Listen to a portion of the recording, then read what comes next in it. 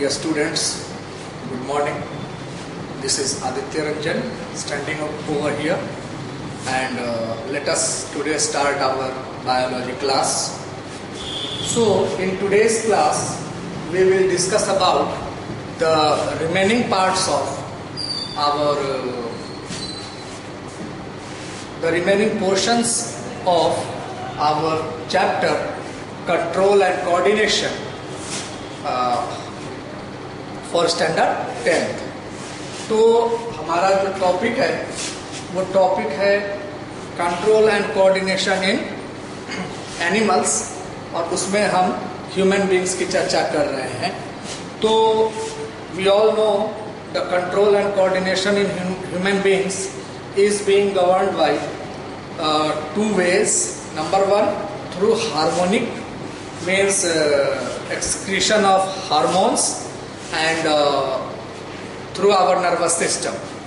तो ये जो हार्मोनिक या हार्मोन एक्सक्रीशन वगैरह की बात है वो, और बाकी सारे जो नर्वस सिस्टम से रेगुलेट होते हैं सब, almost all the things is being regulated और are being regulated by nervous system. Hormonal secretion का भी कमांड जो है वो नर्वस सिस्टम से ही होता है.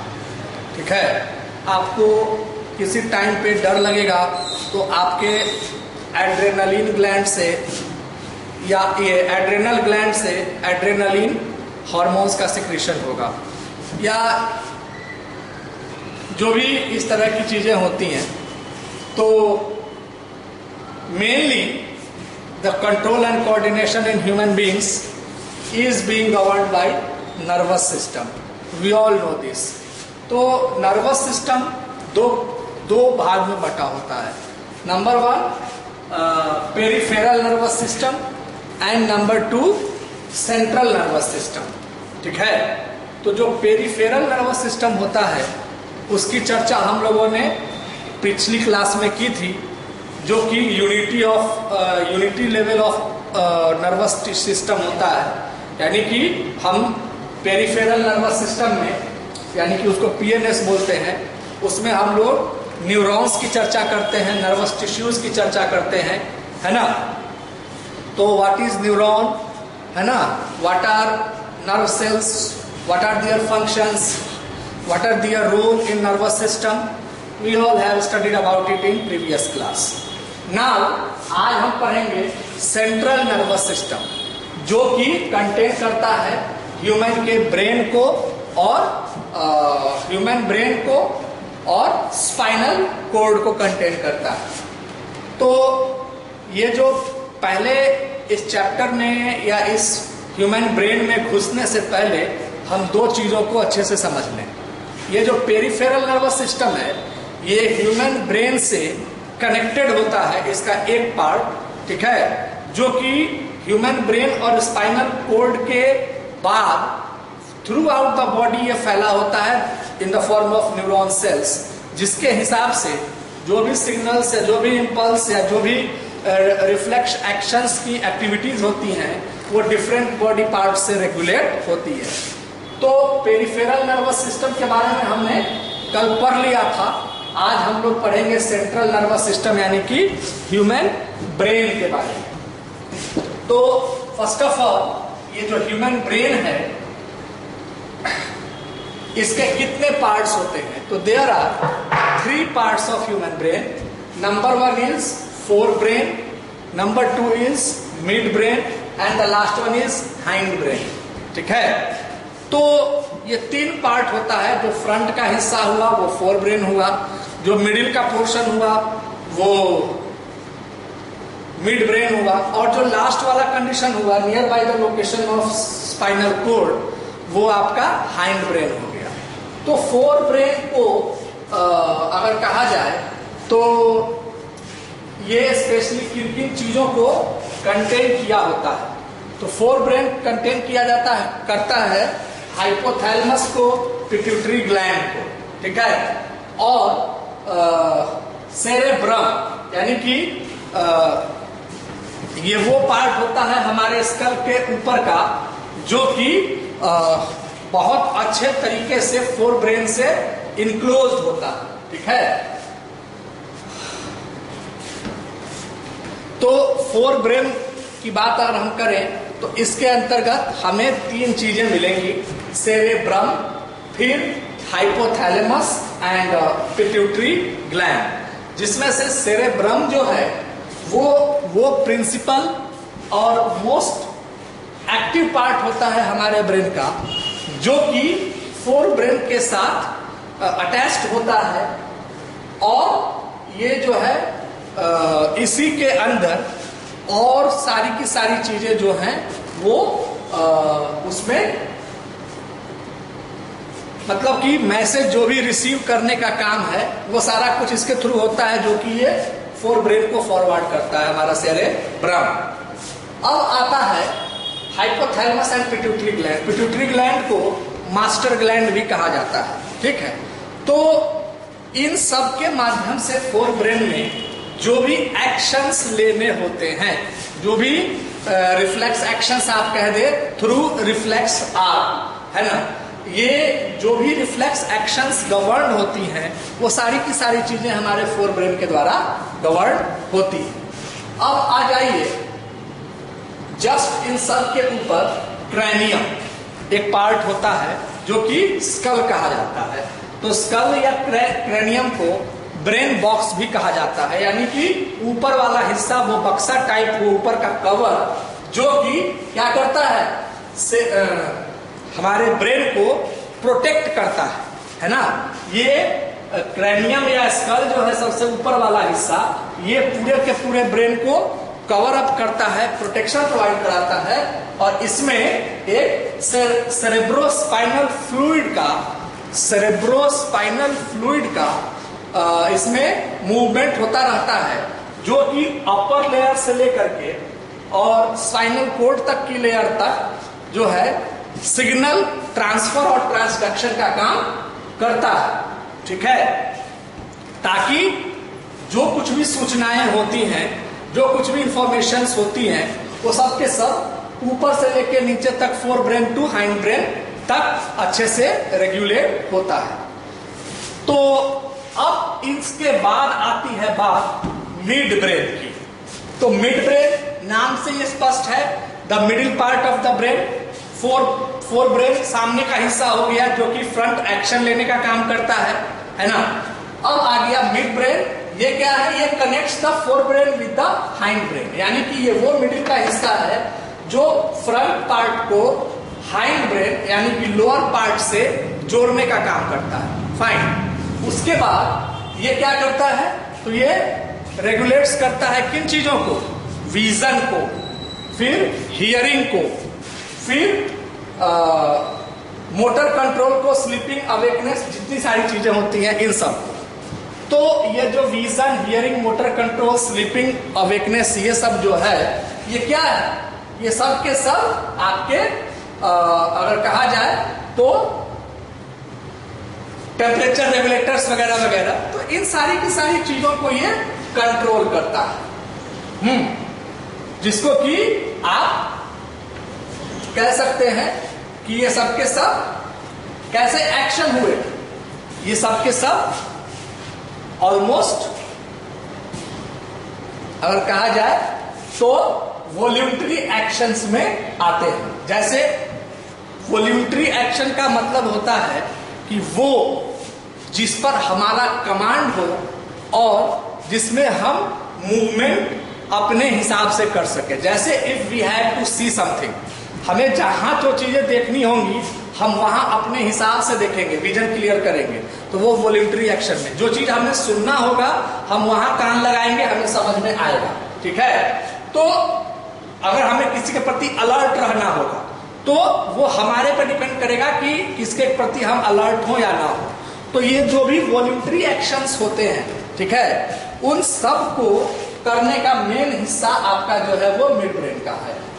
इसके बाद आता है स्पाइनल कोड, जो कि वर्टिब्रल कॉलम में, वर्टिब्रेटा का जो हमारा कॉर्नल है, स्पाइनल हड्डी जो है रीढ़ की हड्डी, वो उस कॉलम में बना होता है।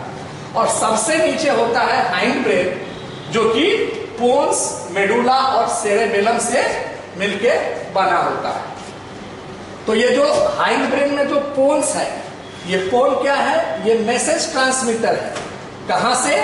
तो सेवरल एक्शंस जो भी होते हैं उन तमाम एक्शंस का मैसेज ट्रांसमीटर है पूरे ब्रेन के सिस्टम में। पूरे ब्रेन में मैसेज का ट्रांसमीटर कौन करता है? Pons, from hind part to the fore brain area. ठीक है, यानी कि ये जो है मैसेज ट्रांसफर का काम करता है। फिर आ गया आपका मेडुला। मेडुला है वो हाइंड ब्रेन का इनर पार्ट होता है जो कि इन्वोल्यूटरी फंक्शंस जैसे कि स्नीजिंग हो गई, छींक आ गई, वोमिटिंग हो गई, इन सब चीजों को गवर्न करता है। फिर आया आपका सेरेबेलम। सेरेबेलम वो यूनिक शेप वाला है और वो यूनिक लोकेशन पे होता है नियर बाय स्पाइनल कोर्ड, जो कि मसल्स और बॉडी के बीच में कंट्रोल और कोऑर्डिनेशन का काम करता है। तो इस तरीके से आपका ह्यूमन ब्रेन जो है वो क्लियर हो गया। मैं जरा एक बार इसको और आपको क्लियर कर देता हूं। सबसे पहले ह्यूमन ब्रेन का जो हिस्सा है वो 3 पार्ट में बटा होता है। Number 1 is fore brain, number 2 is mid brain and the third one is hind brain. Fore brain जो होता है उसको हम वो सेरेब्रम पार्ट से भी जुड़ा होता है। ये सेरेब्रम पार्ट जो है वो बॉडी के अंदर की जो भी ब्रेन के अंदर की तमाम सूचनाएं होती हैं उन पर एक्शन गवर्न करने के लिए फोर ब्रेन को मैसेजेस ट्रांसफर करता है। अब जो भी मैसेजेस ट्रांसफर होती हैं उस पर हाइपोथैलेमस और पिट्यूटरी ग्लैंड के माध्यम से हार्मोनिक एक्टिविटीज रेगुलेट होती हैं और मास्टर एक्शन लिया जाता है और हमारा ब्रेन एक्शन प्रोवाइड कराता है जिससे हम काम करते हैं, किसी भी चीज के प्रति एक्शन लेते हैं। ठीक, अब आ गया ये चीज कि ये सेरेब्रम होता क्या है। तो ये सेरेब्रम जो है वो कॉम्प्लेक्स सेंसरी और न्यूरल फंक्शंस इंटीग्रेशन का काम करता है। ठीक है, जो भी सेंस से रिलेटेड हमारी बात हुई, और जो भी हमारे उस सेंस ऑर्गन्स के माध्यम से न्यूरॉन्स के द्वारा जो मैसेजेस ट्रांसफर हुए हैं उनको आगे एम्फेसाइज करके इम्प्रूव करके मूव ऑन करने का काम करता है। तो ये हो गया आपका फोर ब्रेन का। तो अब आती है बात मिड ब्रेन का। तो मेन एक्शन मिड ब्रेन और हाइंड ब्रेन का है। फोर ब्रेन को तो सिंपली सेरेब्रम के माध्यम से जो है वो चीजों का जो भी उसके इंफॉर्मेशन है उनका ट्रांसमिशन होता है और उसको वो सामने उसके आधार पर एक्शन लेता है। बट मेन थिंग है हमारा मिड ब्रेन और हाइंड ब्रेन का, जिसमें कि मिड ब्रेन जो है वो जितनी भी वॉल्यूंटरी एक्शंस होती हैं उन सब पे उसका कंट्रोल होता है। ठीक है, जैसे कि आपका vision, hearing, motor control, sleep, wake वगैरह वगैरह। और हाइंड ब्रेन जो है ये इसका क्या काम कहाँ होता है? तो इसका काम होता है जो भी involuntary action like vomiting, sneezing वगैरह, मतलब कि जो अपने आप आ जाता है। ठीक है, जिन एक्शंस पे हमारा आपका कोई कंट्रोल नहीं होता है। तो इस हिसाब से आपने आज इस ब्रेन के तीनों पार्ट का हिस्सा यानी कि फोर ब्रेन, मिड ब्रेन और हाइंड ब्रेन को पढ़ा, समझा। और ये जो हमारा हाइंड ब्रेन है ये 3 भाग में बटा होता है, पोन्स, मेडुला एंड सेरेबेलम। तो ये जो पोन्स है वो मैसेज ट्रांसफर करता है कहां? तो ब्रेन के तमाम हिस्सों में जो भी मैसेज मिलती है वो।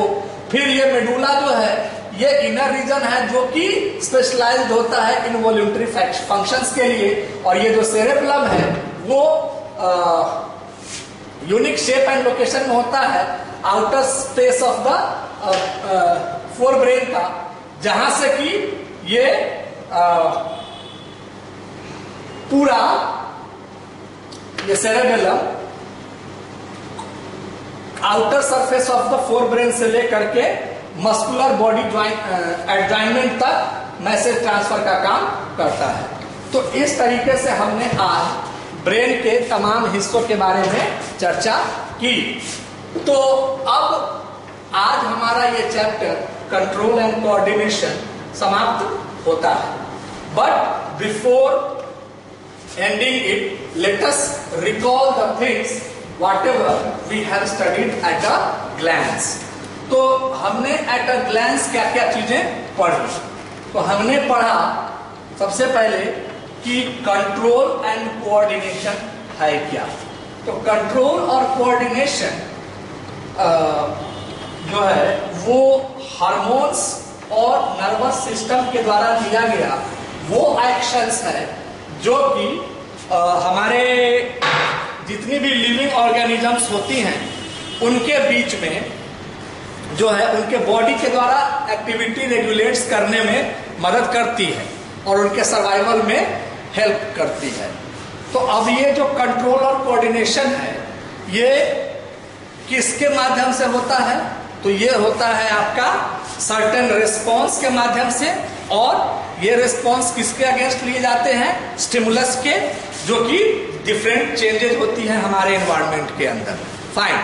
अब ये कंट्रोल और कोऑर्डिनेशन कहाँ कहाँ होता है? तो लिविंग बॉडी की बात है तो इन प्लांट्स होगा और इन एनिमल्स होगा। तो एनिमल्स में हम ह्यूमन बीइंग की चर्चा करते हैं और प्लांट्स में हम पौधों की चर्चा करते हैं। एनिमल्स में ह्यूमन बीइंग की चर्चा क्यों करते हैं? क्योंकि नर्वस सिस्टम जो है वो सबसे ज्यादा वेल डेवलप्ड ह्यूमन बीइंग में होता है। और प्लांट्स की बात अगर करें तो प्लांट्स में जो ये कंट्रोल एंड कोऑर्डिनेशन होती है वो डिफरेंट हार्मोन्स के बेस पे होती है। और ये हार्मोन्स कौन कौन हैं? तो हमको मालूम है। सबसे पहला प्लांट का मोस्ट प्रिमिटिव पार्ट जो है वो रूट है। रूट से शुरू होता है। तो रूट के फॉर्मेशन और रूट के रेगुलेशन का जो एंजाइम मतलब कि जो पार्ट हिस्सा हार्मोन्स होता है उसको डेवलप करने के लिए वो है ऑक्सिन्स। तो auxins adventitious root formation and all the things govern by the root regulation and activities. ये हो गया ऑक्सिन्स के थ्रू रूट का काम। उसके बाद शूट लेवल की जो बातें होती हैं, shoot formation and cell division वगैरह की चीज, वो साइटोकाइनेन से होती हैं। और उसके बाद जो बच गए एरियल पार्ट्स, आगे वाले ब्रांचेस वगैरह सब कुछ, लीव्स वगैरह की फॉर्मेशन, ये सारी की सारी चीजें, तो वो सब के सब जिबेरेलिन्स से हो गया। ठीक है। अब प्लांट्स में उनके रूट, शूट और एरियल पार्ट्स मतलब पूरा पौधा का सिस्टम इनक्लोज्ड हो गया इन तीन हार्मोन्स से। अब क्या होगा? अगर ये बराबर लेवल में हमेशा बढ़ते चले जाएंगे तो पौधे की हाइट एक निश्चित नहीं हो पाएगी और उसे सर्वाइवल में परेशानी आएगी। तो चौथा हार्मोन होता है एब्सिक्सिक एसिड ABA। उसका सिक्रीशन इसलिए होता है क्योंकि वो हर एक लेवल पर पौधों की ग्रोथ को इनहिबिट करता है। यानी कि पूरे बॉडी में रूट्स ना हो जाए तो रूट इनहिबिशन, शूट्स का लेवल एक लेवल तक हो तो शूट इनहिबिशन, और एरियल पार्ट्स भी एक लेवल तक ही हो। तो इस तरह से मेन हार्मोन्स होते हैं चार, ऑक्सिन्स, साइटोकाइनेन्स, जिबेरेलिन्स एंड एब्सिक्सिक एसिड। इन सब के बाद जो भी फ्रूट फॉर्मेशन होती है पौधों में, उनकी रिपनिंग के लिए एक पांचवा एंजाइम है जो कि है पांचवा हार्मोन्स है जो कि है इथिलीन, जिससे कि फ्रूट की रिपनिंग होती है। फाइन। तो ये हो गए पौधों के। अब आ जाइए ये ह्यूमन बींग्स में। तो ह्यूमन बींग्स में जो नर्वस सिस्टम है वो जैसा कि आज हमने बताया दो भाग में बटा होता है। एक होता है पेरिफेरल नर्वस सिस्टम, एक होता है central nervous system. Peripheral nervous system में जो है वो न्यूरॉन्स होती हैं, वो नर्व सेल्स होती हैं जो कि सेंट्रल नर्वस सिस्टम यानी ब्रेन और स्पाइनल कोर्ड से एक हिस्से से जुड़ी होती है और दूसरा वो शरीर के डिफरेंट एरियाज में बटी होती है, फैली होती है। ठीक, ताकि मैसेज का ट्रांसफर हो सके। फाइन। तो ये न्यूरॉन्स क्या होते हैं? तो न्यूरॉन्स वो नर्व सेल्स होते हैं जो डिफरेंट एरिया से एनवायरमेंटल चेंजेस के आधार पर सिग्नल्स या मैसेजेस या इंफॉर्मेशन प्राप्त करते हैं और उसको इम्पल्स के माध्यम से बॉडी में ट्रांसफर करवाते हैं। अब सेंट्रल नर्वस सिस्टम, तो सेंट्रल नर्वस सिस्टम जो है वो ब्रेन और स्पाइनल कोर्ड के बारे में कहा जाता है। अब आ गया brain. Brain is divided into 3 parts. कौन कौन 3 हिस्सा? Fore brain, mid brain, hind brain. Fore brain जो है वो बॉडी ये ब्रेन का वो हिस्सा होता है जो अपने आप में कंटेन करता है सेरेब्रम को, उसके बाद हाइपोथैलेमस को और पिट्यूटरी ग्लैंड को। तो इस तीनों के माध्यम से सेरेब्रम के अंदर जो है एक फ्लूइड होता है जो कि पूरे ब्रेन के अंदर से तमाम सूचनाओं को प्राप्त कर इनको फोर ब्रेन को एक्शन लेने के लिए वो चीजें पहुंचाता है, सारे इंफॉर्मेशन पहुंचाता है, ठीक है, जिसको कि सेरेब्रोमस्कुलर फ्लूइड कहा जाता है। दूसरा, अब जो एक्शंस होती हैं उन एक्शंस को वो तो रिफ्लेक्स के माध्यम से होती हैं, जो भी चीजें हमारे इन्वायरमेंट में स्टिमुलस हो रही होती हैं उसके आधार पर एक्शन लेता है हमारा ब्रेन। तो इन रिफ्लेक्स एक्शंस को आगे बढ़ाने के लिए हाइपोथैलेमस और पिट्यूटरी ये जिम्मेदार होते हैं और इनके हिसाब से ही ये रेगुलेशन होता है और हमारा जो फोर ब्रेन है वो एक्शन लेता है किसी भी हैपनिंग और मिस हैपनिंग के रिगार्डिंग। तो ये तो हो गया कि फोर ब्रेन जो एक्शन लिया। अब ये एक्शंस किस किस तरह के होते हैं? तो ये एक्शंस 2 तरह के होते हैं, एक होते हैं वॉल्यूंटरी एक्शन और एक होते हैं इनवॉल्यूंटरी एक्शन। तो जो भी वॉल्यूंटरी एक्शंस होती हैं जैसे कि मूवमेंट वाला और सेल्फ कमांडिंग एक्शन, जैसे कि अगर आपको देखना है तो विजन, विजुअलाइजेशन, हियरिंग, है ना, कुछ भी जिस पर आपका कमांड हो, तो ये सारे के सारे जो वॉल्यूंटरी एक्शंस होती हैं वो फोर ब्रेन के जस्ट पीछे, जस्ट मिडिल वाले हिस्से में यानी कि मिड ब्रेन में होते हैं। और कुछ एक एक्शंस होते हैं जो इनवॉल्यूंटरी होते हैं, मतलब जो हो जाते हैं खुद ही, जिन पे हमारा आपका कमांड नहीं होता है, जैसे वोमिटिंग, स्नीजिंग। तो ये कहां से रेगुलेट होता है? तो ये hind brain, last part of the brain से होता है। अब फोर ब्रेन के बाद सीधा हाइंड ब्रेन के 3 पार्ट्स होते हैं मेन, पोन, मेडुला, है ना, एंड सेरेबेलम। तो ये पोन मैसेज ट्रांसमीटर है जो पूरे ब्रेन के अंदर मैसेज ट्रांसफर करता है, चाहे वो किसी भी तरह का मैसेज हो जिससे कि फोर ब्रेन एक्शन लेता है।